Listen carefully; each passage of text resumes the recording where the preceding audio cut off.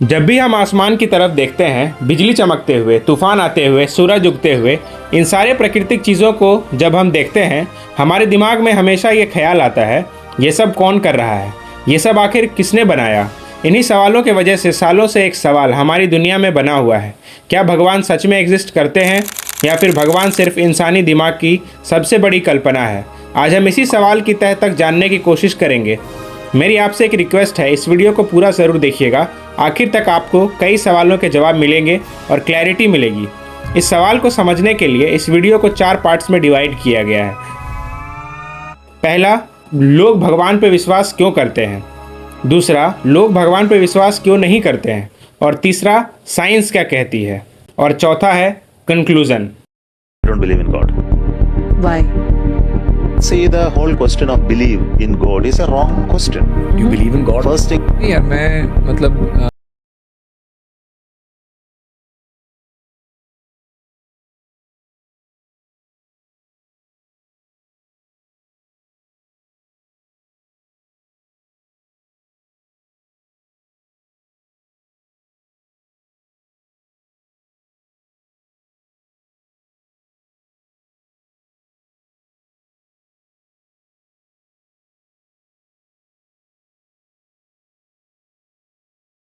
People believe in God.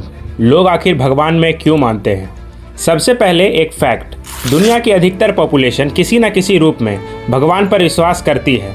अलग अलग धर्म हैं, अलग अलग नाम हैं, लेकिन एक बात कॉमन है, ये विश्वास कि हमसे भी ज़्यादा पावरफुल कोई शक्ति मौजूद है। लेकिन लोग ऐसा क्यों मानते हैं। इसके पीछे पहला आर्ग्यूमेंट है यूनिवर्स का अस्तित्व। आज साइंटिस्ट्स मानते हैं कि यूनिवर्स की शुरुआत लगभग 13.8 बिलियन साल पहले हुई थी, जिसे हम बिग बैंग के नाम से जानते हैं। इससे पहले क्या था, यूनिवर्स आया कहाँ से, और सबसे इम्पॉर्टेंट, बिग बैंग को किसने ट्रिगर किया। भगवान में विश्वास रखने वाले लोग कहते हैं हर इफेक्ट का कोई ना कोई वजह होता है, और अगर यूनिवर्स का भी एक बिगिनिंग पॉइंट था तो उसका भी कोई वजह होना चाहिए, और वही वजह भगवान हो सकते हैं। एक ऐसी एंटिटी जो स्पेस और टाइम से परे हो, जिसकी खुद कोई शुरुआत ना हो और जिसने पूरे यूनिवर्स को जन्म दिया हो। लेकिन कहानी यहीं ख़त्म नहीं होती। भगवान के एग्जिस्टेंस के सपोर्ट में दूसरा बहुत फेमस आर्ग्यूमेंट है फाइन ट्यूनिंग। ज़रा सोचिए, अगर ग्रेविटी थोड़ी सी भी ज़्यादा होती तो यूनिवर्स कोलैप्स हो सकता था। अगर थोड़ी सी कम होती तो स्टार्स और गैलेक्सीज कभी बनते ही नहीं। अगर फिजिकल कॉन्स्टेंट्स में बहुत छोटा सा भी चेंज होता तो शायद लाइफ का एग्जिस्टेंस ही पॉसिबल नहीं होता। कुछ लोग कहते हैं यूनिवर्स एक परफेक्टली ट्यून्ड मशीन की तरह लगता है और हर मशीन के पीछे एक डिज़ाइनर होता है। तो क्या यूनिवर्स के पीछे भी कोई डिज़ाइनर है। अब आते हैं एक और इंटरेस्टिंग आर्ग्यूमेंट पर, ह्यूमन कॉन्शियसनेस। हम सिर्फ एटम्स का कलेक्शन नहीं हैं। हम खुद के बारे में सोच सकते हैं, सपने देख सकते हैं, प्यार कर सकते हैं, सही और गलत में फ़र्क कर सकते हैं। लेकिन ये कॉन्शियसनेस आई कहाँ से। कुछ फिलोसोफर मानते हैं कि कॉन्शियसनेस सिर्फ केमिकल रिएक्शन से एक्सप्लेन नहीं की जा सकती, और शायद ये किसी हायर रियलिटी की तरफ इशारा करती है। लेकिन हर कहानी के 2 पहलू होते हैं, और भगवान के एग्जिस्टेंस के खिलाफ भी बहुत मजबूत आर्ग्यूमेंट्स दिए जाते हैं। Why people don't believe in God. Problem of evil. अगर भगवान ऑल पावरफुल हैं और ऑल गुड भी हैं तो दुनिया में इतना दुख क्यों है। मासूम बच्चे क्यों मरते हैं, इतने रेप्स क्यों हो रहे हैं। खासकर इंडिया जैसे देश में तो और ज़्यादा हो रहा है, जबकि यहाँ के लोग तो ज़्यादा मानते हैं भगवान में। नेचुरल डिज़ास्टर्स क्यों आते हैं, जंग और भूख क्यों एग्जिस्ट करती है।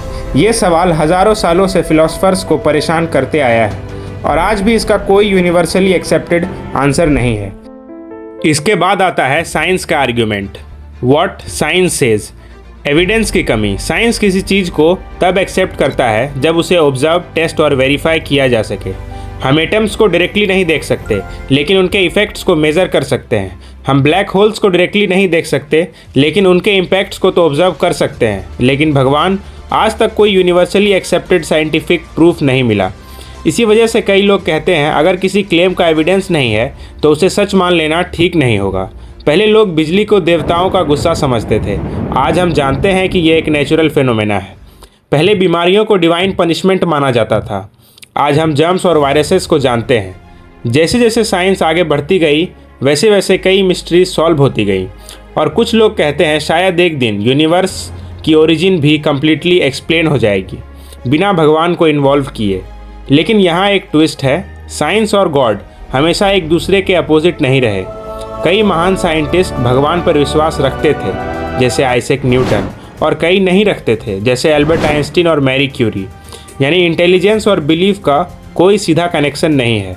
दोनों साइड्स पर ब्रिलियंट माइंड्स मौजूद हैं और शायद इसी वजह से ये डिबेट आज तक ख़त्म नहीं हुई है। पर इन सब बातों का कंक्लूजन क्या निकलता है? भगवान होते हैं या नहीं? तो देखिए, इस सवाल के हर जवाब पर एक नया सवाल खड़ा हो जाता है। वो इसीलिए क्योंकि हम इतने समर्थ हैं ही नहीं कि अपने विधाता को इतनी आसानी से जान जाएं। मैं आपको समझाता हूँ। आपने कुएं के मेढक की कहानी तो सुनी होगी कि कैसे उसे लगता है कि आसमान और दुनिया बस कुएं जितनी होती है, लेकिन सच वैसा नहीं होता। ठीक उसी तरह सबने अपनी मर्जी से भगवान का डेफिनेशन दिया है, बट सच क्या है वो बहुत कम लोग जानते हैं, या शायद अभी तक कोई नहीं।